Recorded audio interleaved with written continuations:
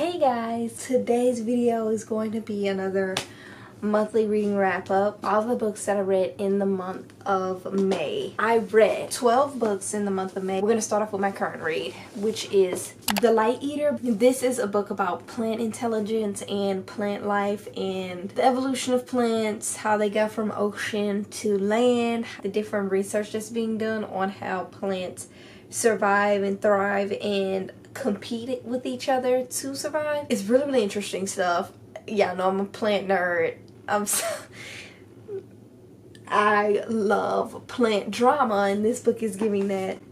This book is also talking so much about the impact that plants have on our lives, like the different things that they provide for human nutrition, how deeply intertwined the existence of plants are with our well-being and with our creativity and all these other things. It's such a good book so far. I'm not very far into it, so I really may finish reading this book in June, but it's so good so far.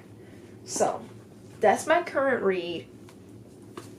And now I'm going to talk to you about all the books that I completely finished reading in the month of May. Let me give you an up close of the stack, because I don't know if y'all are like me, but I love seeing the stack, the colors of the stack of each month. Dune Messiah, book 2 to the Dune Chronicles series by Frank Herbert.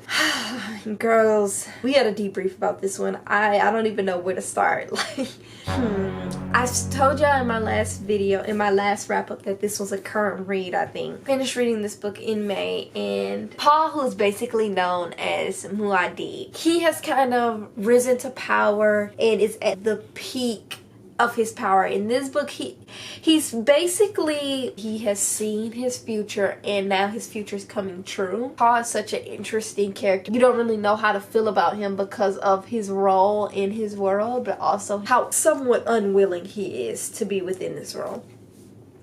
This is an interesting book. I don't feel like you could read the first Dune book without reading this book. I feel like the first two books really do talk about Paul's entire journey. This book was crazy though. It was so much going on in this book. There's so much going on in this book. I don't even want to say too much about it, but I enjoy that this book was written, because I do like that Frank Herbert kind of specified that Paul is a white savior-ish character. The ways that he operates with the Fremen, which is the indigenous people of the desert planet Arrakis, the way that Paul kind of operates with them is white saviory, and he's not a hero, and that was kind of the whole point of this book, which I enjoyed. So that's really all I'm going to say about this, because I really don't want to spoil anything, and I'm getting really close to spoiler territory just by saying as much as I said. Then I read Graveyard Shift by ML Rio. Towards the beginning of May, it was really giving that I was stuck in October, because I kept reading like dark and dreary books back to back. But this book I really enjoyed, and I felt like I needed this book after reading Dune Messiah, because I just needed kind of like a quick, fun palate cleanser.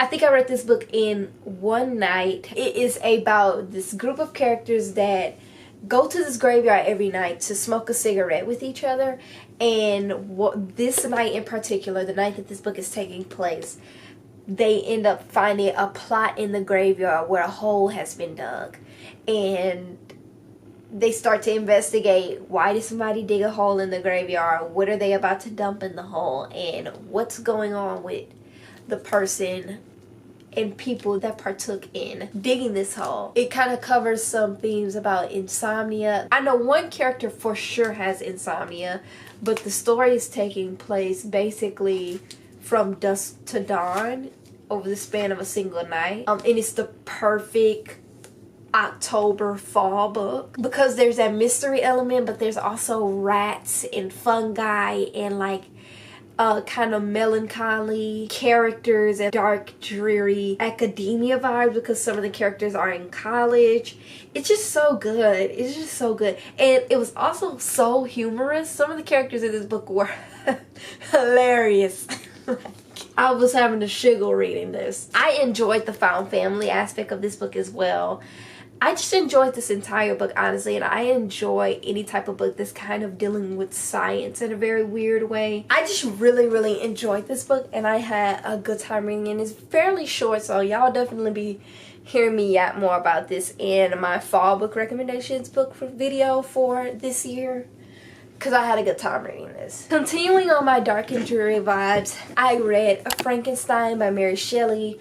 This is a horror classic. It's following this scientist named Victor Frankenstein, who is obsessed with creating life, basically.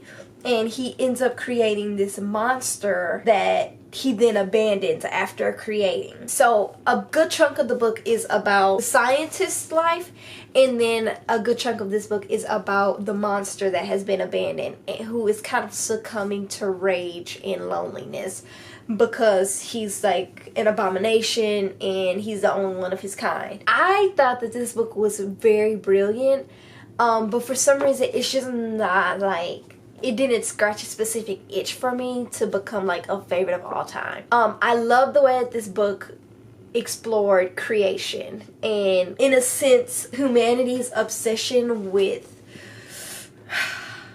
being the creator and playing God. As well, I love the kind of religious undertones and the kind of exploration of creation versus creator. In this book, it was the monster versus Frankenstein. I just love any book that's exploring creation versus creator, creator versus creation. I love that theme in books. It took me quite a while to read, but I did really enjoy my time reading it. I also really liked the aspect of seeing the world and seeing nature from this monster's perspective, experiencing the world for the first time through the monster's lens, and how beautiful and at times barren he finds the world to be, how he perceives humans and friendships and things like that because he's like this outlier. That was a great read. The next book, The Sirens by Emilia Hart. The way I was attached and locked into reading this book, I could not put this book down. Let me start with the synopsis. This book is following two pairs of sisters.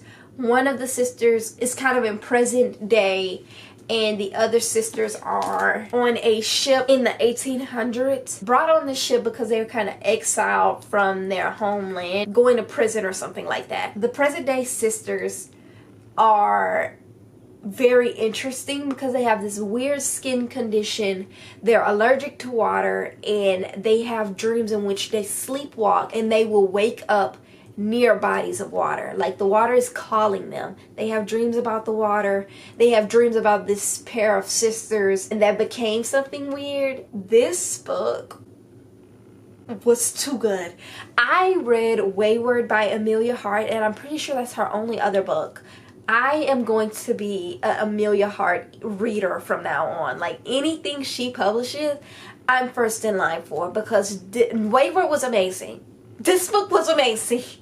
She knows how to write a very enthralling and engaging story where you're like, you feel like you're gripped at the neck reading her books because they're so crazy. The twists are so good. She does reveals so good. The twists in this book were so good, and all of her books so far have had a ton of woman rage in it, and I eat that up. I thought this book was so good. This book, like, I don't even wear wigs, but this book snatched my wig off. Like, I was clutching my pearls. This book was crazy.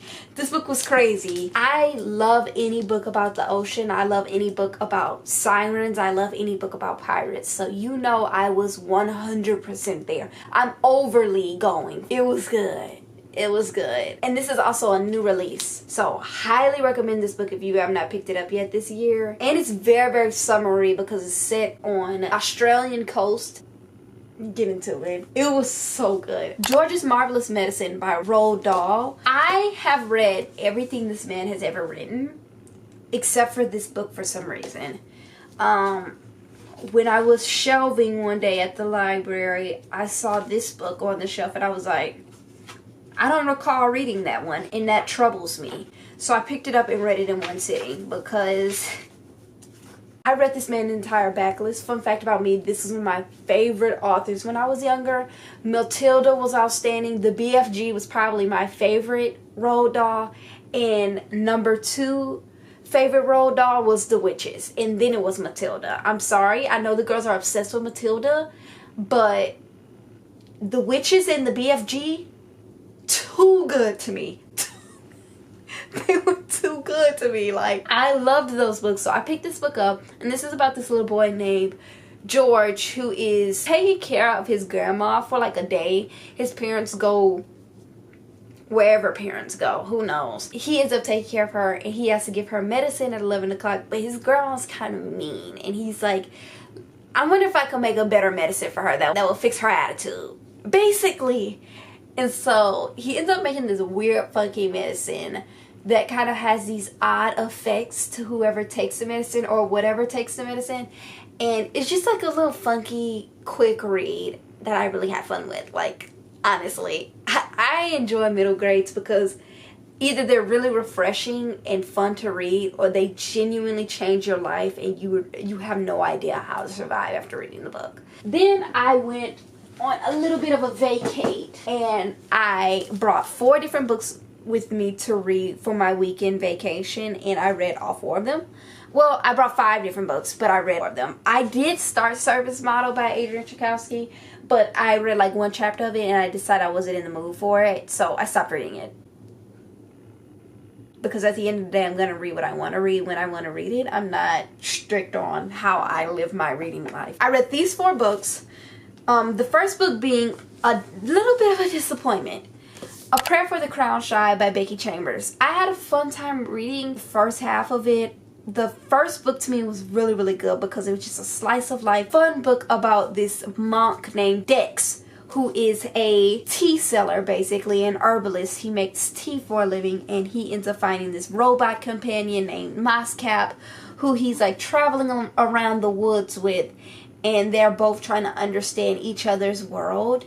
And it was so interesting and so cutesy, and there were so many like really good quotes. But for some reason, to me, this one fell a little short. I didn't love this one as much. I don't even know if I really liked this one, you know what I mean? But I didn't dislike it. It was just okay. This one was kind of a little bit of a disappointment for me. Then I ended up reading Uprooted by Naomi Novik. This is pretty chunky. And it is another fantasy book about this girl named Agnieszka, who is growing up in her hometown in this little village. Every 10 years, the town's wizard chooses a new woman to stay at his tower with him. And apparently he doesn't do anything with these girls, but every woman that he chooses is supposed to be like very unique or different in some way. The entire village is convinced that the dragon, the wizard who they call the dragon, is going to choose Agnieszka's best friend this 10 years. Her name is Kasia, but when he comes to do his picking, he chooses Agnieszka. And the whole book is kind of like, why did he choose her? Like, what is her vibe? She's learning how to use this magic because in this book there is this enchanted evil forest that is basically trying to consume their town.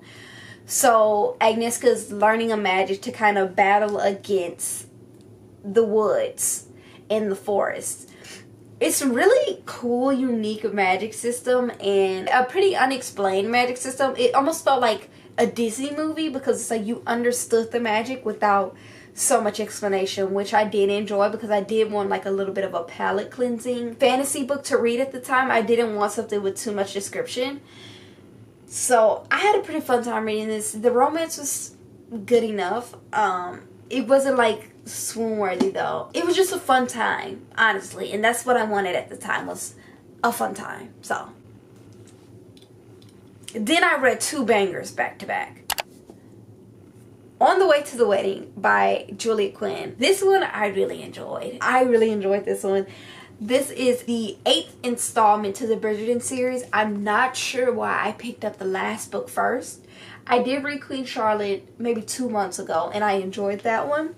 But for some reason I didn't want to read the first 3 books. So I was like, this is the most interesting to me. I'm going to read this one.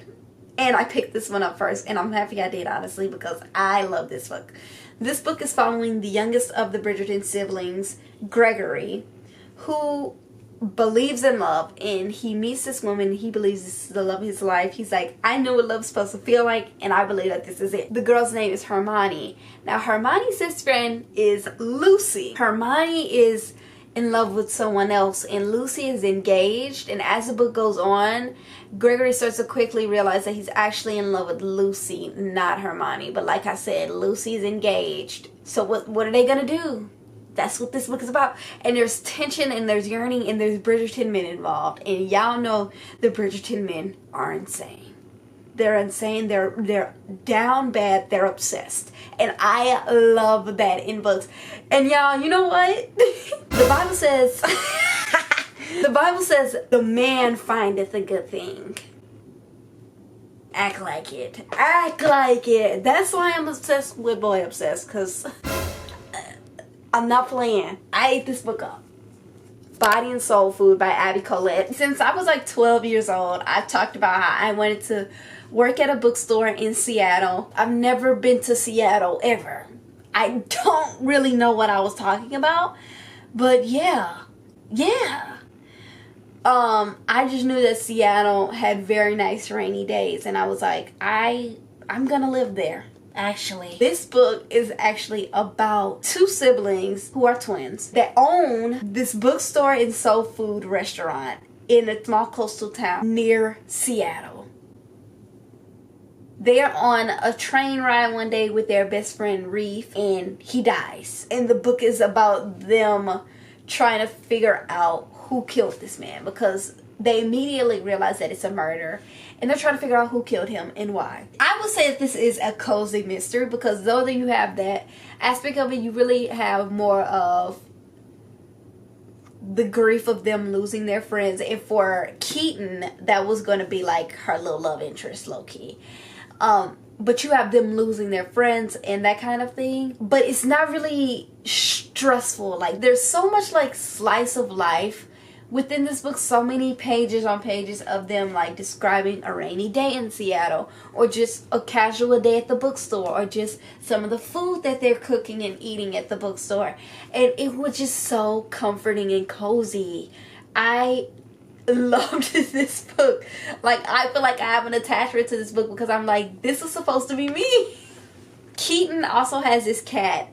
I'm telling y'all, I thought I was about to be a bookstore girly in Seattle. That may be a little side quest that I decided to go on randomly. Really enjoyed that one. And the audiobook was quite good. I listened to the audiobook while starting another crochet project. So I did have a fun time listening to the audiobook as well. And then last but not least, I finished the month off by reading 2 different essays. Before that though, I ended up finishing On Being Ill by Virginia Woolf. And this essay is kind of, yes, it's about being ill, but it's mainly about the representation of illness in creative media, specifically books and literature.